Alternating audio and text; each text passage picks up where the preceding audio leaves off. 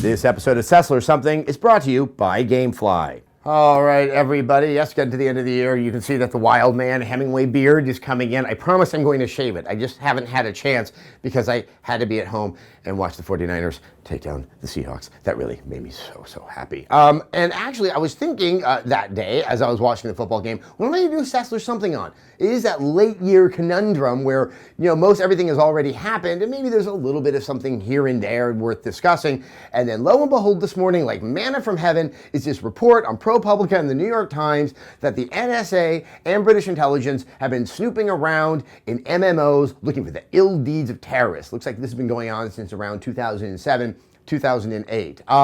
It sounds very odious, and there are reasons why to find this very odious, but on the other side of the equation, it's kind of hysterically funny. A, that it's World of Warcraft and Second Life. I don't know. I would think that, some people who are, if you're attuned enough to do evil things inside of the MMO, you might pick something that may not have as many people. It may not be run by a company like Blizzard and go to, like, say, City of Heroes, or, RuneQuest, or one of those free-to-play ones out there, something like that. Hey, maybe Club Penguin. And then Second Life.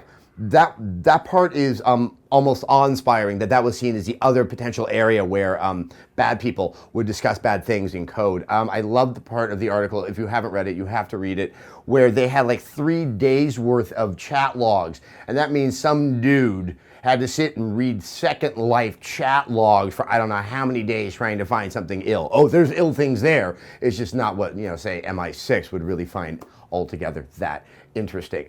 So it does bring up matters of privacy, and I think it's worth pointing out that when you're on something like World of Warcraft or even Second Life, you really don't have privacy. They are monitoring what you're doing because, well, they want to see what your behavior is and affects the game. They want to make sure that you're not cheating.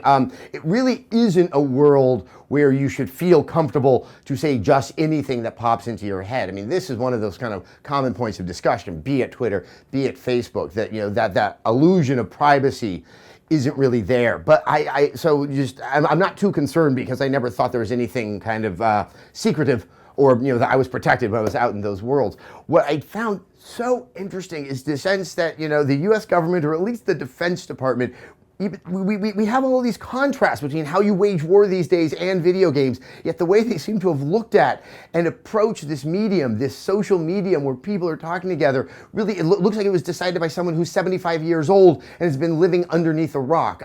It really highlights that while we know how successful video games are, we still have a long way to go before anyone seems to understand how they are used.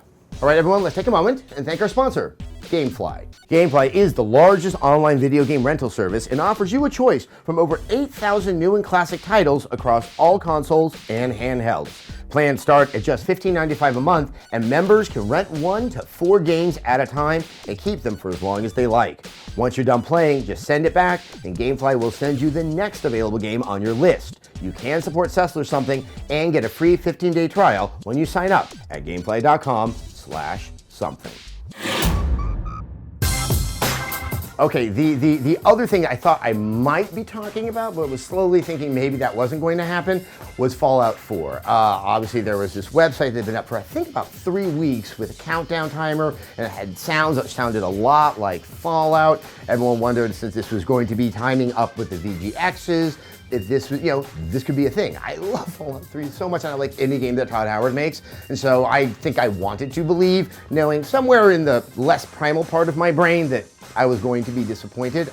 Lo and behold, it was a hoax.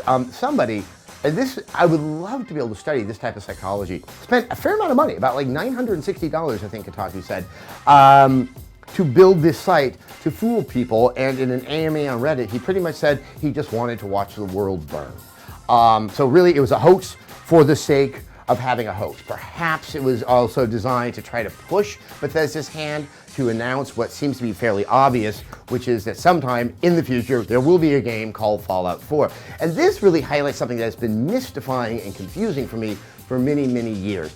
It's the idea that Sequels to successful games are kept under wraps even though it seems so blatantly obvious. If you watch the movie industry, when, say, a movie like Man of Steel, which makes, hundreds of millions of dollars, when that happens, the studios tend to say, yeah, we're going to do another one. One of the reasons they say that is they have investors. And those investors who have just seen the stock value rise on this successful movie are then told, hey, in a couple of years, we're going to be making money again. And that way they either buy more stock or they sit on their stock. They don't get worried that something bad is happening and sell their stock. This is interesting because Bethesda is privately held. They don't have to have those same concerns.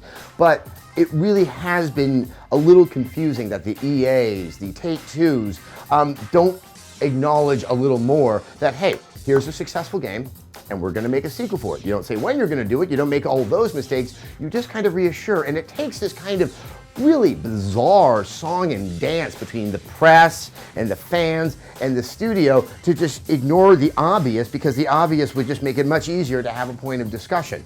This has been something that I've just kind of, I've expressed my annoyance on to many of my friends and colleagues for the past few years. Will it ever change? I have a feeling it's not, that this need for coy secrecy will go on, or at the very least, if it changes, it probably won't change while I still have a viable life inside of the video game industry, but I do hope that soon I'll be playing Fallout 4.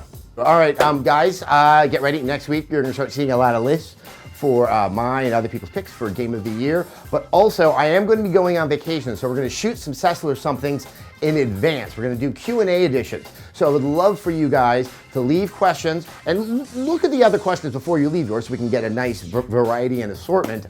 Do that on our Facebook page. We have a link below. Go there, leave a question. Who knows? If it's a good one, I'll be answering it.